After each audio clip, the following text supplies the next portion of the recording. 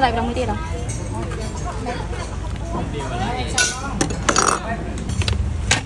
Kuah saja nah. Otray. Mana kuah saja nih.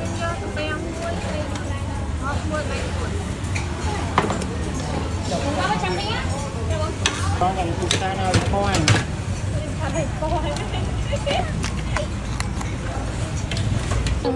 Con trăm tí. ngon nha ơi trăm tí nó một bài đồng á Con tray thì đâu. Con ơi con nó mở kìa. Hôm nay con phải ăn phô không? Hai tí.